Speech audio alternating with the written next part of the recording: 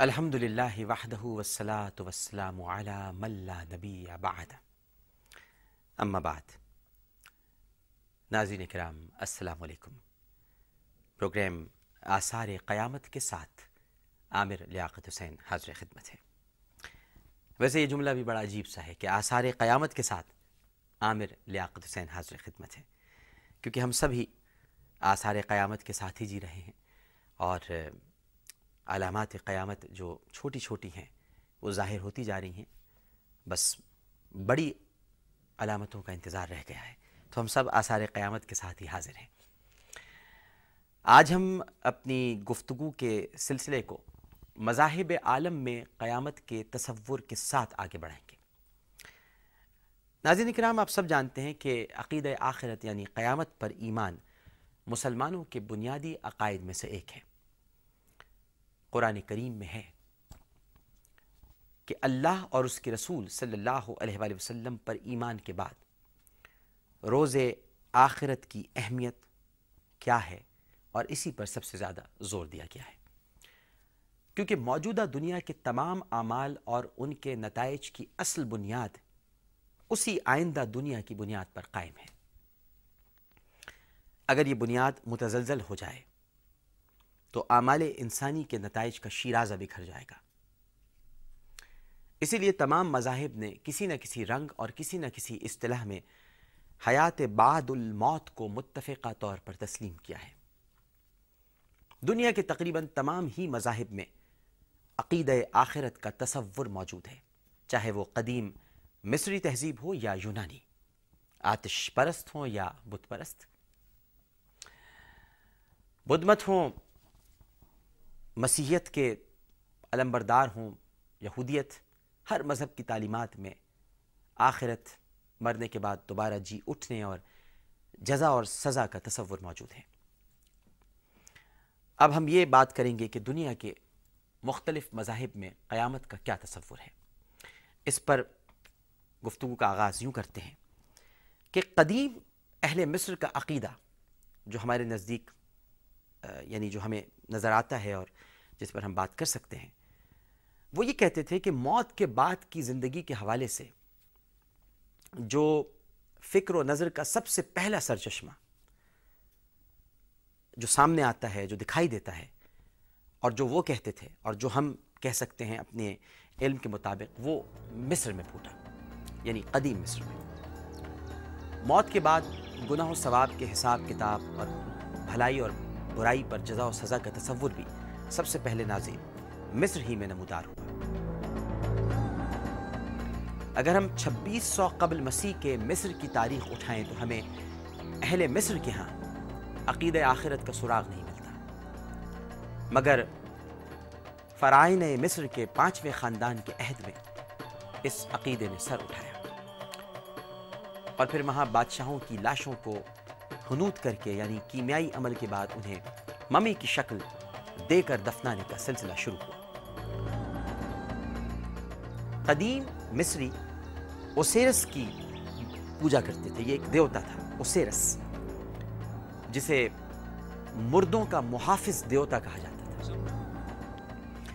Osiris کی اصل بنیاد، یا اوسیرس، یہ دونوں تلفظ آتے ہیں، اوسیرس یا اوسیرس. اس کی اصل بنیاد یہ عقیدہ تھا کہ ہر انسان، خواہ وہ بادشاہ ہو یا ایک عام آدمی، موت کے بعد اپنی دنیاوی زندگی کے بارے میں ایک ایسی بالا تر خدائی عدالت کے سامنے جواب دہ ہے جس میں جزا اور سزا کا فیصلہ اوسیرس دیوتا خود کرتا ہے، اور دوسرے 42 جج اس کی معاونت کرتے ہیں. اور جب عدالت یہ فیصلہ کرتی ہے کہ مرنے والوں کی نیکیاں اس کی برائیوں سے زیادہ ہیں، تو اسے ابدی نعمتوں سے نوازا جاتا ہے اور وہ اوسیرس دیوتا کی مانند ہو جاتا ہے. جبکہ مرنے والے کے برے اعمال اگر نیکیوں پر غالب ہیں تو اس کی سزا یہ قرار پاتی ہے کہ اسے درندے پھاڑ کھائیں یا اسے جلتی ہوئی آگ میں ڈال دیا جائے.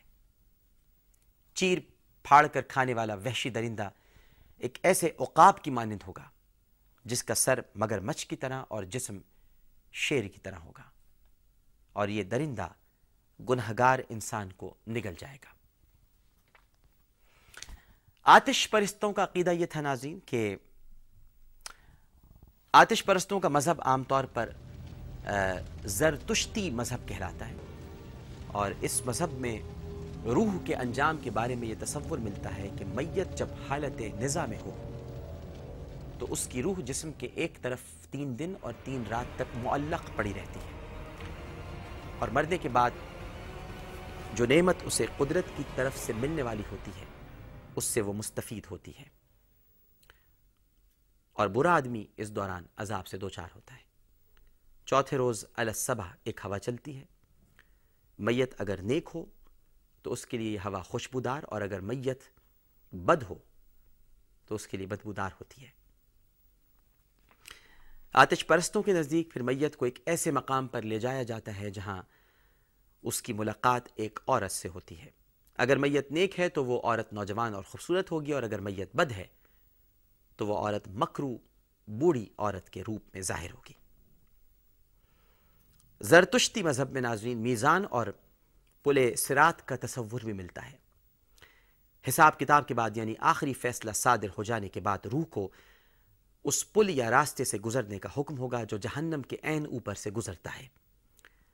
جو نیک لوگ ہوں گے وہ آسانی سے گزر جائیں گے، ان کے لیے یہ پل کشادہ ہو جائے گا، لیکن شرانگیزوں کے لیے یہ راستہ یا پل بال سے زیادہ باریک اور تلوار سے زیادہ تیز ہو جائے گا، جس پر سے ان کا گزرنا دشوار ہوگا۔ برے لوگوں کو جہنم کے تاریک ترین گڑھے میں پھینک دیا جائے گا، اور نیک لوگ روشنی کی طرف بڑھیں گے۔ ان کے نزدیک خداوند یزداں خود آگے بڑھ کر ان کا استقبال کرے گا۔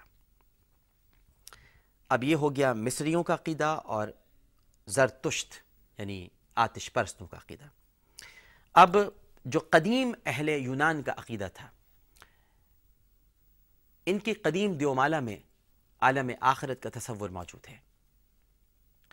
قبل مسیح کے یونانی شاعر جو کہ 900 قبل مسیح میں اس دنیا میں موجود تھا، اس یونانی شاعر ہومر کی طویل نظم اوڈیسی میں اس عقیدے کا تصور ملتا ہے اور ذکر ملتا ہے۔ اس نے اپنی نظم میں ہیڈز یا ہیڈز یعنی جہنم کا ذکر کیا ہے۔ ناظرین یہ چونکہ یونانی الفاظ ہیں تو تلفظ میں آپ اس کی مماثلت انگریزی سے مت کرنے کی کوشش کیجیے گا یا کسی اور زبان سے، یعنی ہیڈز تو پھر ہیڈز ہو جاتے ہیں، لیکن یہ ہیڈز بھی کہلاتا ہے اور ہیڈز بھی ہے۔ ہمیں تو صرف ان کے تصورات پر اپنی توجہ مرکوز رکھنی ہے۔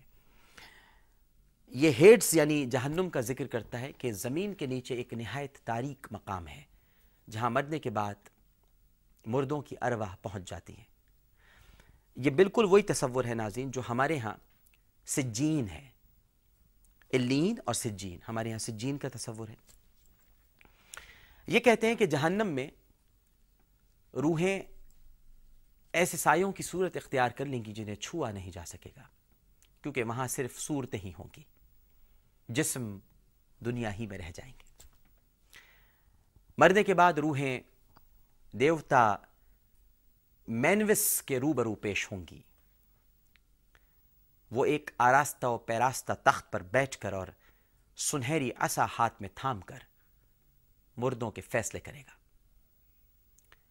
کوڑ زدہ اژدہا سزا یافتہ مردوں کا خون چوسے گا، اور بعض یونانی روایات یہ بھی ہیں کہ حرام کاموں کا ارتکاب کرنے والوں کا فیصلہ انان کی دیوی کرے گی۔